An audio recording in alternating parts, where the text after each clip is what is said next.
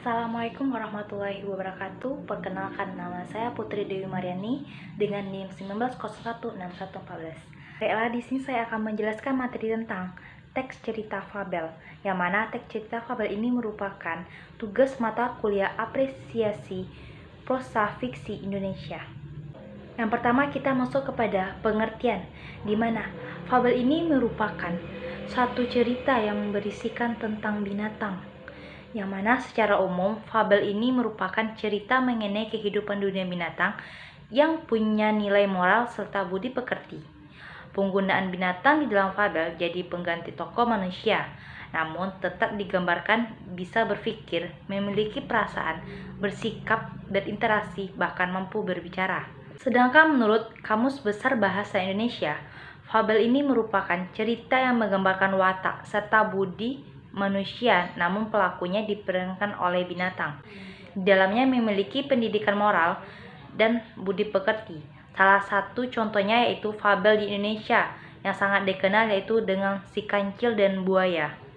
Selanjutnya, ciri-ciri fabel, yang mana yang pertama itu tokoh yang disajikan dalam cerita adalah binatang. Yang kedua, memiliki alur maju dan sederhana. Yang ketiga, watak yang ditampilkan dalam cerita memiliki karakter yang baik dan buruk. Yang keempat, menyajikan rangkaian cerita atau peristiwa menunjukkan sebab akibat. Yang kelima, latar dalam sebuah cerita menggunakan latar seperti laut, gurun, sungai, dan lain-lain. Yang keenam, ceritanya singkat dan cepat. Yang ketujuh, alur dibuat sederhana sehingga mudah dipahami dan dimengerti. Yang kedelapan, gaya bercerita secara lisan. Yang kesembilan, pesan atau tema kadang ditulis dalam cerita. Selanjutnya itu struktur fabel, di mana sebagaimana cerita pada umumnya, fabel juga memiliki struktur cerita. Yang pertama itu judul, yang mana judul ini merupakan kalimat yang terdapat pada awal cerita yang memiliki fungsi untuk menjelaskan tema secara umum atau gambaran dari cerita tersebut. Yang kedua itu orientasi, yang mana merupakan pengenalan karakter, waktu dan tempat dalam cerita, biasanya terdapat pada bagian awal cerita. Yang ketiga itu komplikasi, yang mana komplikasi ini merupakan bagian pada fabel yang menunjukkan konflik awal dan munculnya masalah dalam cerita. Yang keempat itu klimaks, yang mana klimaks merupakan bagian yang menceritakan puncak dari suatu masalah atau konflik. Yang kelima itu resolusi. Resolusi ini merupakan penyelesaian masalah atau solusi masalah. Yang terakhir yaitu koda, yang mana koda ini merupakan bagian terakhir dari cerita fabel yang berisikan tentang amanat dari pengarang atau pesan-pesan yang ingin disampaikan. Selanjutnya itu jenis-jenis fabel, yang mana jenis fabel ini terdapat dua, yaitu fabel klasik sama fabel modern. Yang pertama itu fabel klasik, yang mana fabel klasik merupakan dongeng yang telah dibuat dari zaman dahulu, namun tidak diketahui secara pasti kapan waktu dibuat ceritanya. Fabel klasik ini umumnya diwariskan secara lisan dari generasi ke generasi. Sebagai contoh yaitu si kancil dan buaya, gagak dan elang, kerbau dan burung, semut dan belalang, serta lain sebagainya. Adapun ciri-ciri fabel klasik ini yaitu ceritanya pendek dan jelas, tema yang diangkat sederhana, syarat akan pesan moral atau petua, sifat hewani pada tokoh fabel klasik masih kental. Yang kedua itu fabel modern. Beda halnya dengan fabel klasik, fabel modern ini memiliki waktu kemunculan yang masih cukup baru. Biasanya pada fabel modern, pembuatan dongeng merupakan cerminan dari ekspektasi kesastraan si penulis.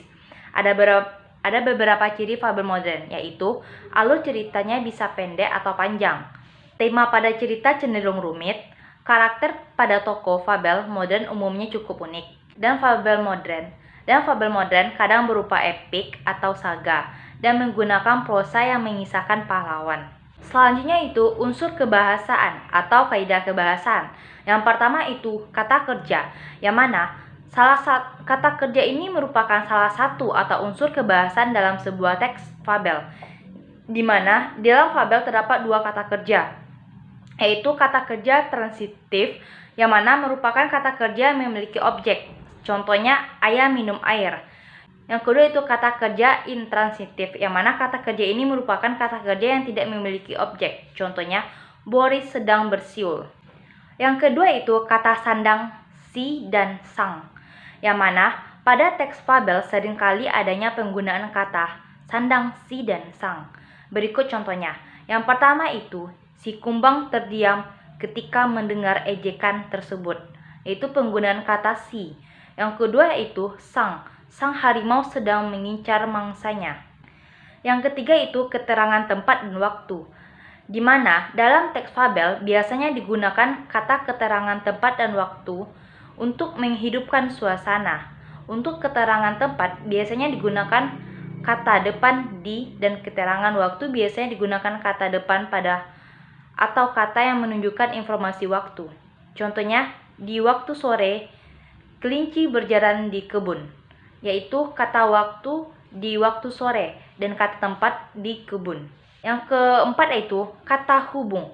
Kata hubung yang umum digunakan pada teks cerita fabel biasanya seperti lalu, kemudian, akhirnya. Contohnya, lalu si kelinci meminta maaf dan berjanji tidak mengulanginya lagi. Baiklah, selanjutnya saya akan memberi contoh cerita teks fabel, yang mana cerita ini berdasarkan pada struktur teks fabel. Yang pertama judul, yaitu Kupu-kupu Berhati Mulia. Yang kedua itu orientasi, yang mana orientasi ini merupakan kalimat awal pada cerita. Dikisahkan pada suatu hari yang cerah, ada seekor semut berjalan-jalan di taman. Ia sangat bahagia karena bisa berjalan-jalan melihat taman yang indah.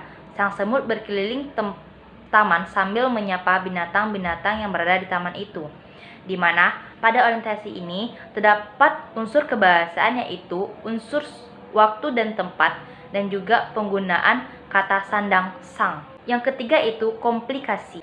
Komplikasi ini merupakan konflik awal pada cerita, di mana sang semut mengejek bentuk kepompong yang jelek yang tidak bisa pergi kemana-mana. Di situ merupakan awal dari terjadinya masalah atau konflik. Pada komplikasi ini terdapat unsur kebahasaan tempat, yaitu di atas pohon, dan juga unsur kebahasaan sandang sang semut mengejek bentuk kepompong yang jelek. Selanjutnya itu klimaks. Klimaks ini merupakan masalah atau puncak masalah, mana sang semut ini tergelincir dalam lumpur dan hampir tenggelam. Di mana di sini terdapat unsur kebahasaan, yaitu unsur kebahasaan sandang sang semut hampir tenggelam dalam genangan itu.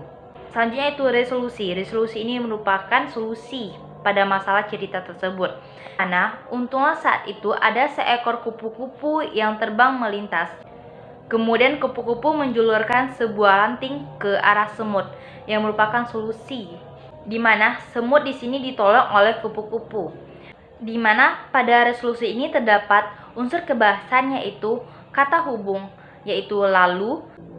Yang kedua itu kata sandang sang. Dan yang terakhir itu koda, di mana akhirnya sang semut berjanji kepada kupu-kupu bahwa dia tidak akan menghina semua makhluk ciptaan Tuhan yang ada di taman itu. Yang mana koda ini merupakan akhir pada sebuah cerita fabel, di mana pada koda ini terdapat unsur kebahasaan, yaitu unsur kata hubung akhirnya, dan juga kata sandang sang, serta keterangan tempat di taman itu. Sekian materi yang dapat saya sampaikan. Bila ada kesalahan saya mohon maaf. Assalamualaikum warahmatullahi wabarakatuh.